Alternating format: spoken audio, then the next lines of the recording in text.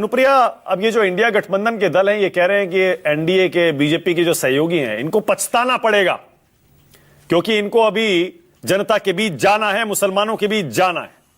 ऐसे में आप इस बिल का समर्थन करके मुसलमानों का वोट कैसे लेंगे? मानक जी बहुत धन्यवाद। बहुत देर बाद आप आए, हमारे पास आए, और लेकिन बहुत जल्दी ही चुनाव बिहार में है और बिहार में नजर भी है लोगों की कि एआईएम के प्रवक्ता कर रहे थे वारिस पठान जी भाई कि मुसलमान माफ नहीं करेंगे। क्यों नहीं माफ करेंगे मानक जी?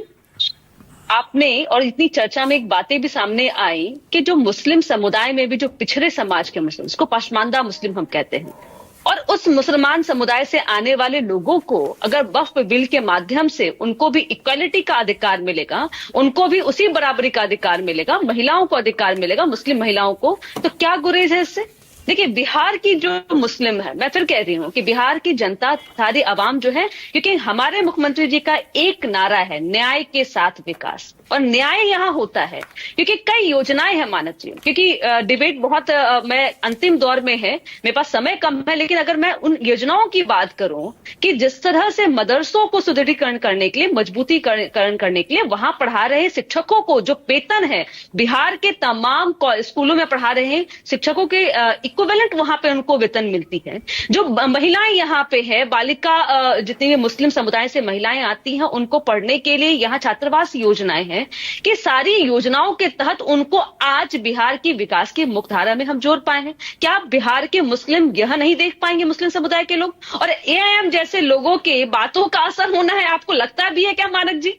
20 वर्षों का ये पिछली बार 6 सीटें लिया था इन्होंने बिहार में, भूल गए आप? नहीं ठीक है, नहीं ठीक है, और लूट भी लिया, इन्हीं के सहयोगी दलों ने लूट भी लिया है। कहां पे है, कहां पे? देखिए, नहीं मानक जी मुझे लगता है बोलने दीजिए अनुप्रिया को, बोलने दीजिए प्लीज। वैसे भी एंड में मैंने मौका दिया अनुप्रिया को, बोलने दीजिए। देखिए, यहाँ नहीं बारिश जी बोल लीजिएगा, बिहार आइएगा और बिहार की जनता, खासकर मुस्लिम समुदाय की जनता आपको बताएगी भी कि आप जिस तरह की ओछी राजनीति करते हैं और किस तरह के शब्दों का आप चयन करते हैं कि मुझे लगता है कि शर्म आनी चाहिए। इस तरह के शब्दों की राजनीतिक में बिल्कुल भी जरूरत नहीं है, क्योंकि आप सर्टिफिकेट देने वाले आप लोग कोई नहीं होते हैं, क्योंकि हमारा एकमात्र एजेंडा होता है हम काम पे जाते हैं बिहार की जनता के बीच में।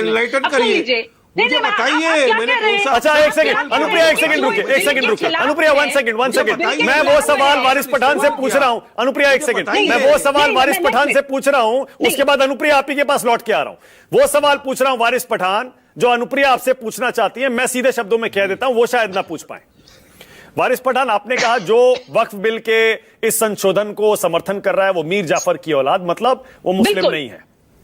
क्या ये जो बीजेपी के सहयोगियों को वोट देता है, क्या वो मुस्लिम भी इसी कैटेगरी में आता है? क्या उसको भी आप मीर जाफर की औलाद बोलेंगे?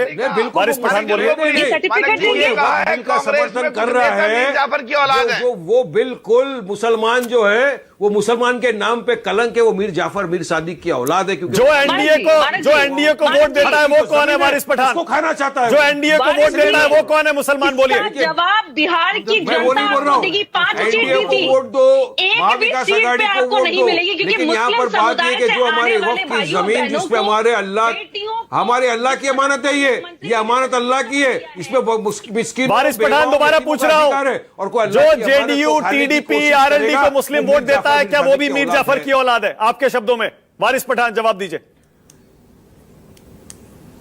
या जो वक्फ की जमीन खाने की बात कर रहा है, मैं उसको बोल रहा हूं। वोट देने का अधिकार वोटर को, वो जिसको चाहे। ठीक है, ओके अनुप्रिया बोलिए। अनुप्रिया अपनी बात पूरी करिए। अनुप्रिया, जो इंसान ये वक्फ की जमीन खाने की, ओके अनुप्रिया बोलिए। ओनली अनुप्रिया। मानक जी आपके माध्यम से मैं वारिस पठान जी को चुनौती देती हूं और चेतावनी देती हूं कि बिहार की जो हमारे मुस्लिम समुदाय के भाई बहन हैं, आपको 5 पे नहीं, इस बार 0 पे आउट करेगी। क्यों? क्योंकि आप जिनके पैरविकार कर रहे हैं ना, आप समझिए जिस बातों को आप इस्तेमाल कर रहे हैं, आप सर्टिफिकेट देने वाले होते कौन है? आप मुस्लिम पर भी सवाल पूछेंगे, क्या आपने हक दिया है कि कौन मुसलमान है, कौन हिंदू है? अब आप देखिए बिहार में जो दल है, भागलपुर की दंगा हुई मानक जी, जिसके बाद में कांग्रेस के शासनकाल में भागलपुर दंगा होती है और आरजेडी की सरकार आती है, किसी ने कुछ भी नहीं किया। लेकिन नीतीश कुमार जी ने, फिर मैं कहती हूं कि न्याय के साथ विकास करने का जो उनका ट्रैक रिकॉर्ड है, उन्होंने उन लोगों को चिन्हित कर करके मुआवजा भी दिया, उनको सुविधा भी दी। यही हमारी यूएसपी है और कभी भी हम भेद नहीं करते जाति धर्म के मामले में। अगर आज पिछड़े समाज के मुसलमान सशक्तिकरण के माध्यम से सशक्त हो रहे हैं तो इनको क्यों मिर्ची लगती है? समझने की बात है। इनकी राजनीतिक अधर अधर्म में है। इनकी राजनीतिक अब बिहार की जनता समझ चुकी है कि सिर्फ वोट की राजनीति करते हैं। मैं एक और शब्द आपको कोट करना चाहूंगी। आदरणीय लालू प्रसाद यादव जी ने सदन में कहा था और चर्चा में हमारे नेता ललन सिंह जी भी कह रहे थे कि पटना की एक चौक है डाकबंगला चौराहा। उस समय उन्होंने कहा था कि ऐसा नहीं कि वक्फ ने कह दिया कि जमीन हड़प लो। उस समय किसकी सरकार थी? आरजेडी की सरकार थी, कांग्रेस की सरकार, तब तो कुछ नहीं बोला।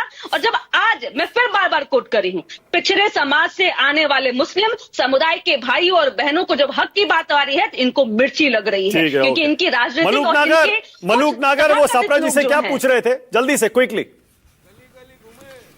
जी। नहीं, वो मानक जी आपने ना पूरी की पूरी बहस को दूसरी तरफ ले गए।